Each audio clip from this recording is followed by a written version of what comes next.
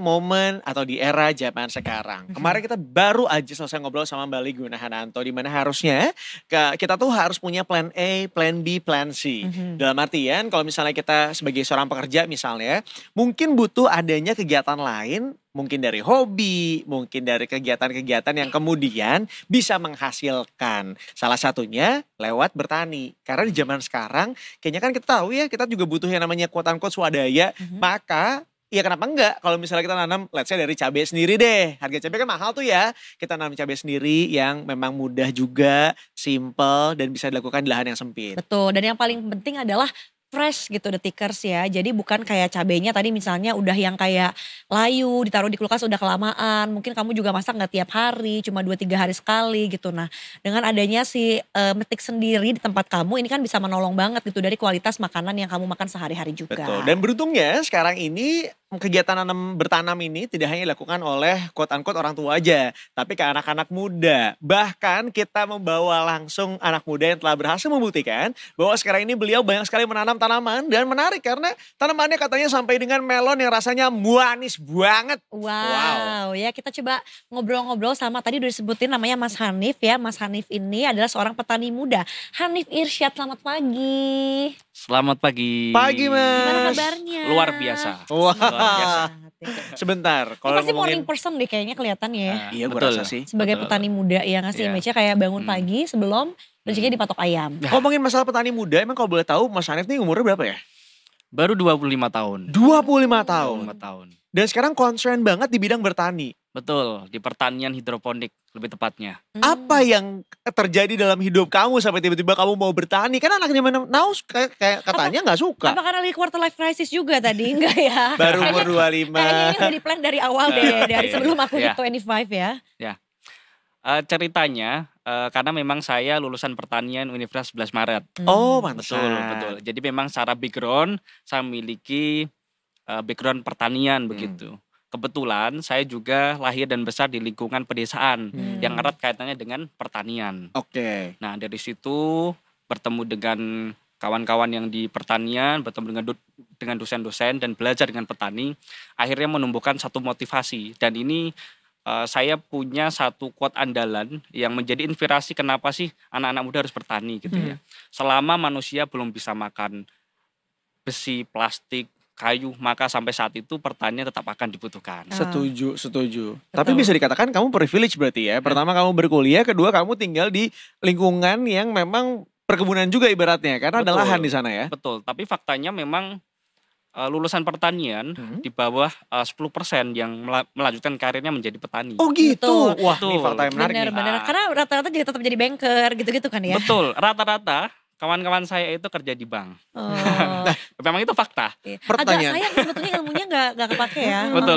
Tapi pertanyaan berikutnya, kenapa Mas? Apakah karena memang kebanyakan orang yang lulusan pertanian let's say, mereka tidak privilege karena mereka nggak punya lahan di rumahnya untuk menanam? Atau misalnya memang mereka tidak mau aja terjun ke situ? Karena misalnya ya di lahan yang sempit pun sebenarnya bisa-bisa aja bertanam atau bertani gitu. Banyak anak-anak muda yang akhirnya tidak menjadikan menjadi petani ini sebagai pilihan karir, tapi menjadi pilihan terakhir, Ya. pilihan yang paling akhir. Karena memang pertama kalau dari besar pendapatan banyak hasil dari pertanian yang tidak menentu. Oke. Contoh ketika panen hasilnya malah turun. Yang kedua resiko usaha pertanian sendiri. Di Indonesia masih bergantung pada alam. Sementara tanaman-tanaman itu rentan yang namanya terkena hama dan penyakit. Nah itu udah nanam, udah invest di situ, tapi kebanyakan gagal panen. Ya. Yang ketiga lingkungan pekerjaan. Anak-anak muda sekarang lebih suka dengan aktivitas atau pekerjaan yang di dalam ruangan seperti ini. Oh, yang berdasi, Iya, yang pakai baju berdasi. rapih gitu ya. Yang di dalam ada AC-nya gitu ya. Gitu. Saya pertama kali masuk, dingin ya.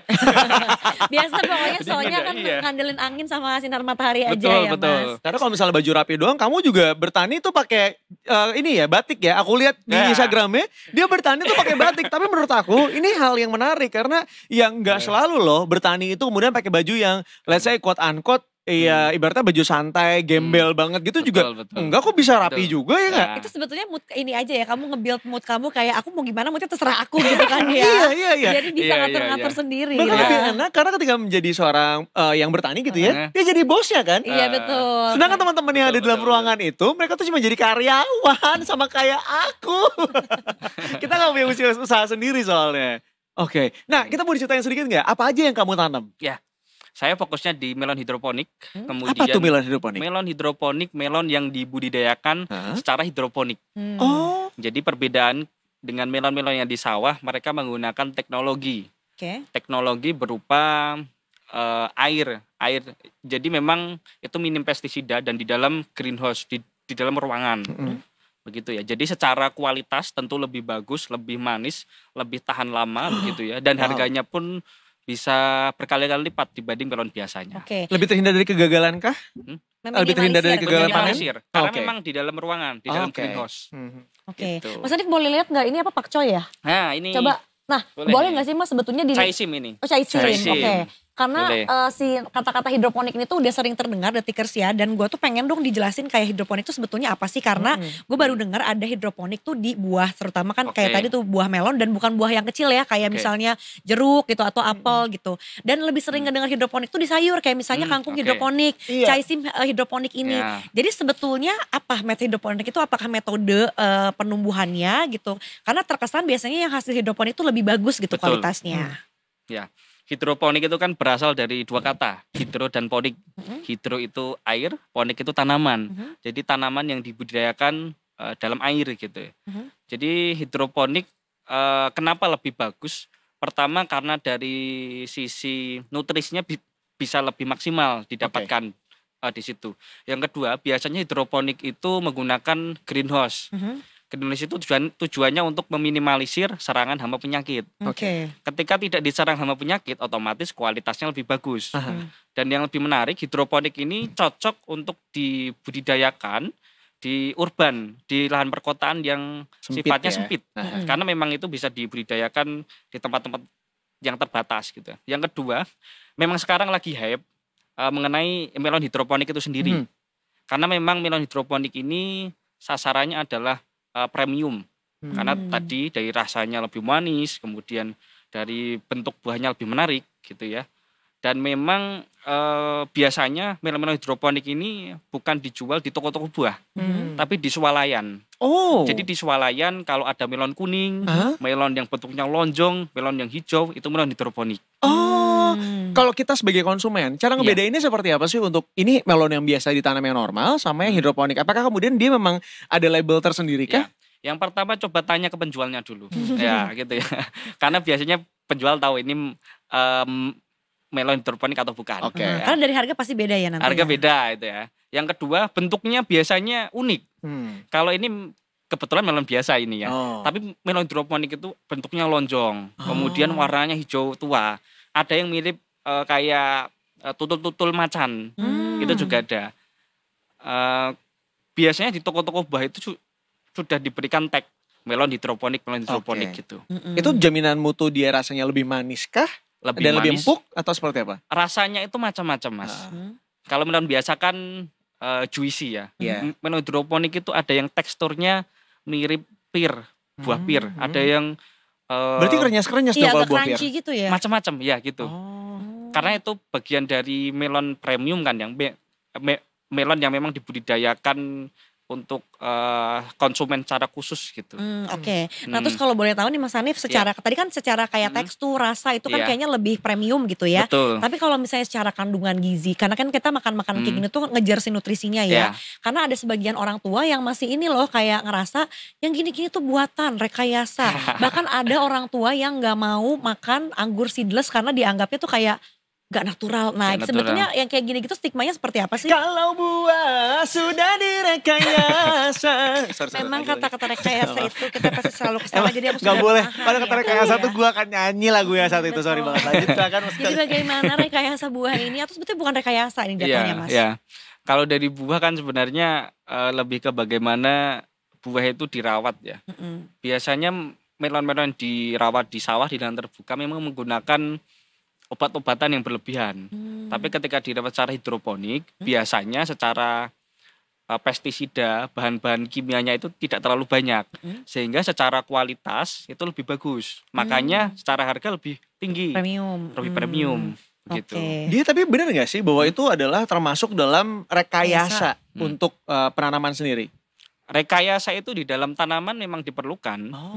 Justru kita untuk menghasilkan yang lebih baik ya. Contoh rekayasa genetika, semua pisang itu pada awalnya semua berbiji. Iya tahu gue. Iya kan? Dan ini kecil-kecil gitu kan? Iya kan kecil-kecil.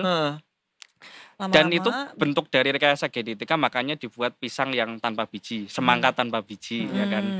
Melon yang lebih manis misalnya, atau apalagi macam-macam. Tapi jadi gitu ya. Sebagai lulusan pertanian gitu ya, apakah sudah ada penelitiannya bahwa ternyata buah-buahan yang sudah direkayasa atau sayuran yang sudah direkayasa ini sebenarnya lebih baik dan lebih sehat misalnya, atau memang ya selama rasanya enak bisa dikonsumsi, setidaknya jadi membuat kita sebagai masyarakat bisa mengkonsumsi makanan-makanan yang sehat gitu ibaratnya. Betul.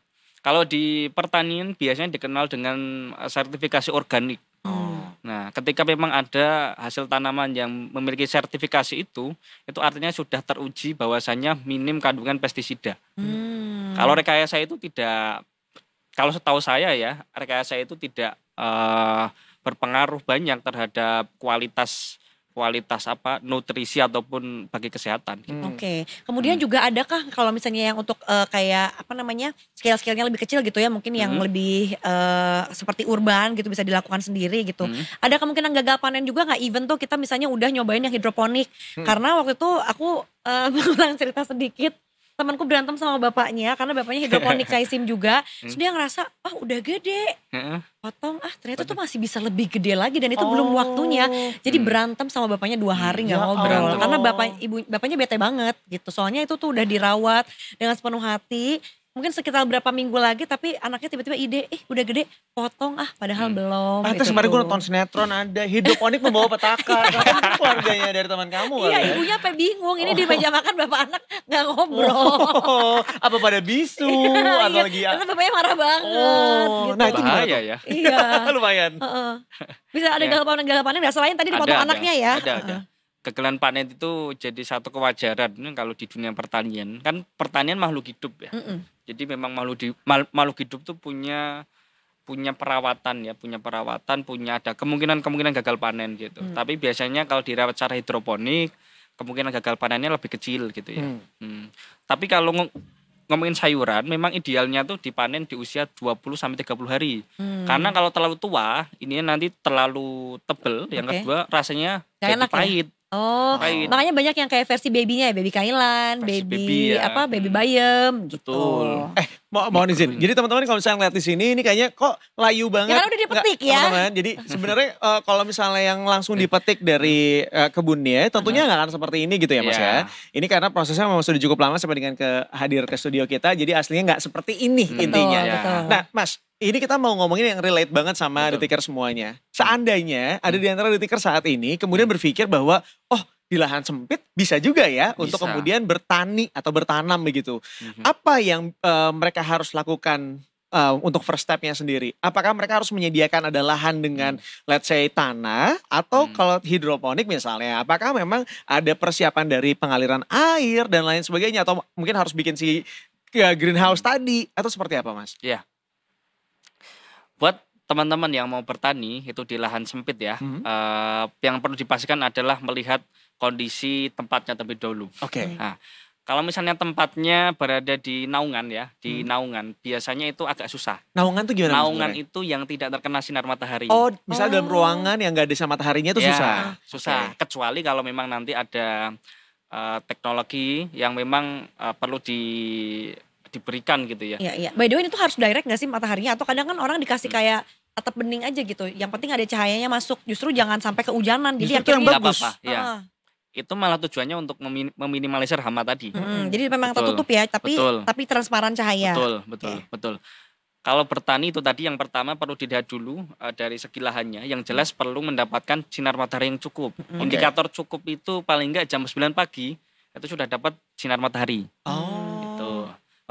Kemudian yang kedua kalau mau lebih praktis pakai hidroponik, tinggal beli alat, tinggal ditanam gitu ya. Mungkin perlu belajar mengenai cara mengukur nutrisi, kemudian cara untuk menanam gitu ya. Atau kalau misalnya tidak ada eh, untuk biaya yang lebih minim, bisa menggunakan polybag atau bekas botol besar gitu ya, itu bisa ditanam. Oke, kita sobekin aja gitu Betul, ya. itu juga bisa. Oke, gitu ya. sedangkan kalau yang di paralon gitu kita bolong-bolongin sendiri, udah gitu media tanamnya harus apa? Medium tanamnya harus tanah, bisa gabah atau kayak ada juga yang kayak bekas-bekas kayu gitu kan Iya, Mas? itu opsional sebenarnya. Tapi kalau mau lebih bagus, biasanya ada campuran-campurannya. Ada campuran tanah plus pupuk plus sekam. Plus sekam bekas padi itu yang gabah. Iya. Betul. Sekam juga tanaman-tanaman hias zaman sekarang pada pakainya sekam Iya. sebenarnya Sekam, kan. ya.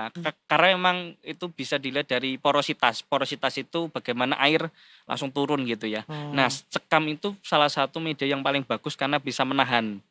Yang menahan itu. Iya. Ya menahan air Nah, gitu lah. tadi kan kita masih ngomongin tentang kalau misalnya di Tickers bisa bikin tempat untuk berlahan atau bertani sendiri. Nah, itu biasanya paling kecilnya Mas, ukurannya berapa sih untuk mereka menyediakan untuk kemudian bisa bertani itu? Nggak ada batasan minimal Oh ya? ya. 1 kali 1 meter tuh bisa? Bisa. Oh iya? Bisa. Mau berapa potnya tanda kutip gitu kan ya? Bahkan ada beberapa warga itu yang menanam di tembok. Oh iya bener, tembok. digantung paralonnya ya. Iya betul. Ada juga yang model kantung gitu. Kantung diisi media tanam terus ditanemin. Oh. Nah, tiap hari nyiram tuh ibu-ibu biasanya. Jadi kayak si pot plastik itu digantungin, Ya, dikait-kaitin ke tembok digantungin. ya. Nah, Mas bertanya Ya. lagi, kalau misalnya, maaf ya saya banyak nanya nih, Soalnya soalnya abis ini langsung dibuka ya home Iya. gardennya nanti. bikin. soalnya aku mewakili Oh, Detikers garden. semuanya. Aku membayangkan ketika Detikers misalnya punya penghasilan tambahan dari bertani seperti ini. Karena pertama swadaya itu kan sekarang lagi digembar-gemborin banget tuh ya sama Bapak Presiden kita. Jadi kayaknya akan sangat bagus banget kalau kita minimal bertani untuk diri kita sendiri Iya. gitu kan. Sebelum buat orang lain. Tapi kalau misalnya untuk diperdagangkan. Memungkinkan gak sih Mas untuk kita berdagang dari hasil hidroponik yang kita bikin sendiri di rumah? memungkinkan Oh. kalau secara kuantitas banyak gitu ya. Dan itu yang sebenarnya ingin coba saya berdayakan gitu ya ibu-ibu PKK yang ada di rumah gitu ya. Oh nice. Nah jadi yang ada di bayangan saya PKK kan kebanyakan aktivitasnya hanya arisan gitu ya. Tapi dengan mereka mulai bertani di rumah, nah mereka punya komoditas-komoditas yang tujuannya bukan untuk didagangkan sebenarnya, tapi paling tidak untuk mencukupi kebutuhan rumah tangga sendiri. Ya, Atau setuju. minimal bisa menekan lah Ya. yang biasanya beli cabai gitu ya. Tapi bisa panen sendiri dan bisa kapanpun. Ya. Kalau mau panen gitu. Betul. Dan kalau pas mau masak tinggal langsung ketik aja, makanya fresh tadi. Betul, Kalau yang fresh. udah-udah teman gua di depan rumahnya ditanamnya tuh yo pandan, rawit. Jadi sering banget di grupnya, "Ibu, tadi saya nggak ada di tukang sayur, saya minta ya di depan rumah Ibu karena kebetulan tadi lewat." Tapi setiap hari kayak gitu yo. Ya nggak apa-apa. 3 Ya, kali minta gitu. gratis nggak apa-apa, sisanya bayar kali ya. Makanya kayak jadi itu juga kayak laku ya di siapa Betul. tahu nanti mungkin dari situ bisa tuh jualannya tuh mungkin ke ibu-ibu komplek jadinya Iya, ya, iya. ke tetangga kiri kanan Tetangga aja kiri nggak kanan, harus betul. mikir yang Ah, scale-nya gede gitu Ya. kan. Atau misalnya kayak aku tuh doyan banget masakan Korea, misalnya kan suka pakai selada tuh ya Selada. untuk bisa Boleh, wrappingnya. ya. Nah berarti kita bisa nanam selada sendiri di rumah dong ya? bisa.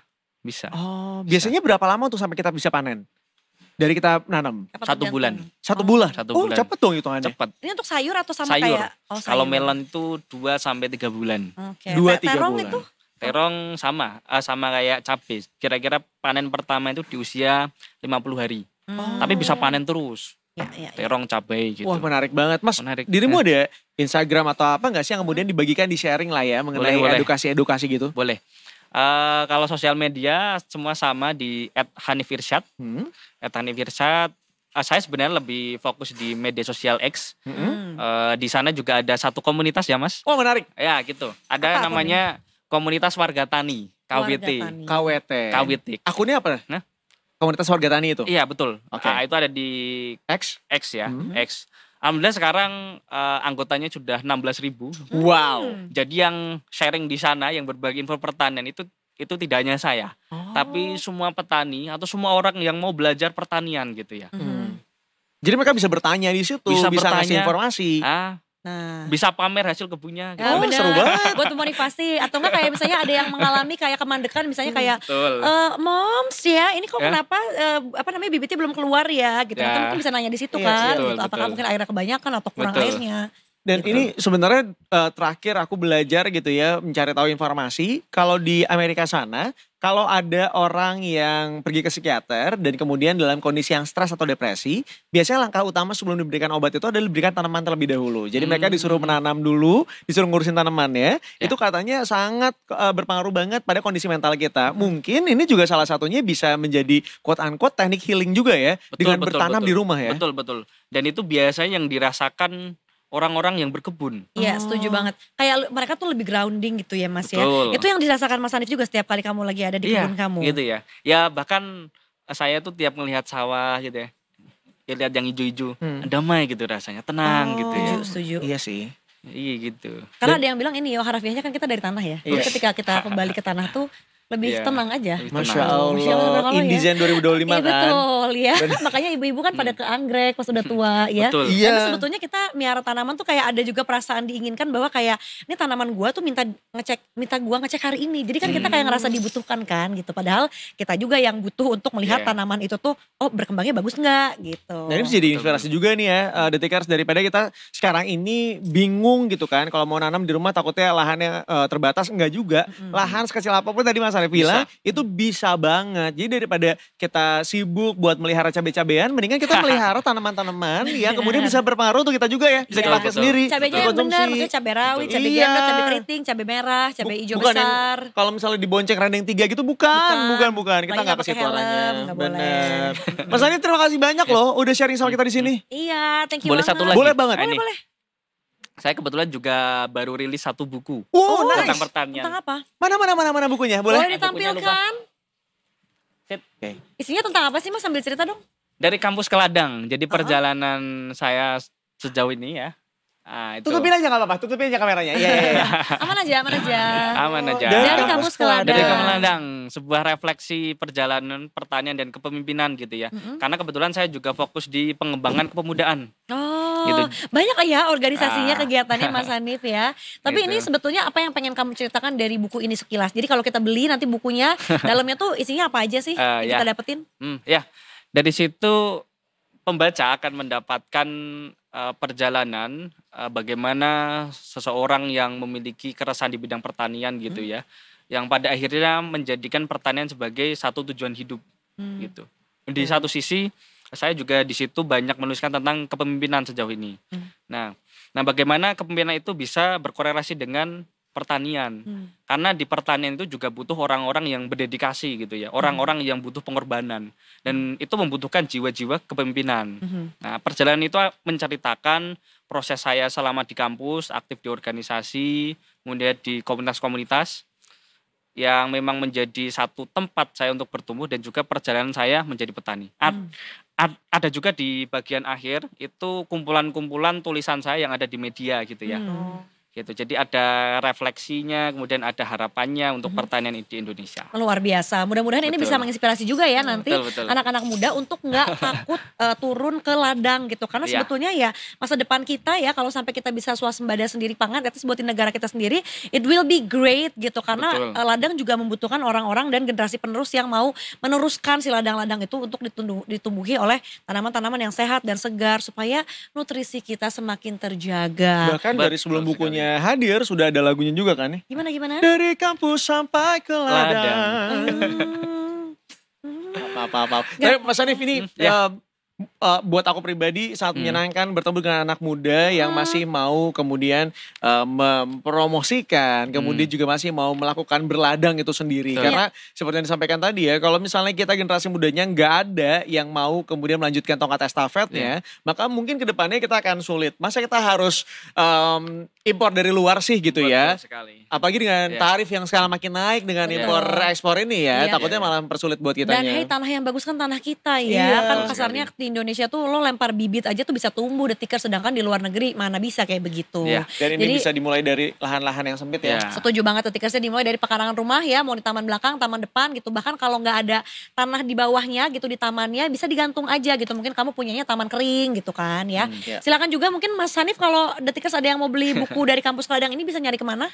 Nanti bisa langsung klik di bio media sosial saya, di Instagram bisa, di X bisa. Oke, Betul, ya jadi betul. silakan Instagram atau X-nya @Hanif. Hanif Irsyad. Hanif Dan kebetulan Irsyad. ini baru PO ya. Dan yang PO itu nanti dapat gratis benih melon. Oh, seru banget. Benih melon, Bisa betul. menumbuhkan ini sendiri di rumah tuh. Betul, Tikas, nanti biar liatin. merasakan gimana asiknya bertani dari nanam bibit, kemudian dirawat sampai akhirnya panen. Tapi dikasih ini ya enggak, guideline-nya enggak sampai buat nanamnya Mas. Iya nanti sekalian. Oke. Nanti sekalian. Soalnya percuma ngasih bibitnya doang, takutnya mohon maaf. Warga kita mah kalau nggak disuapin nggak dilakuin Mas. Gitu. Mudah-mudahan nanti ketagihan Betul. ya dari nyobain nanam bibit melonnya Mas Hanif. Thank you Mas Ya. Hanif. Makasih banyak. Udah main-main Ada sama- satu tagline juga. Nanti Apa kan tuh?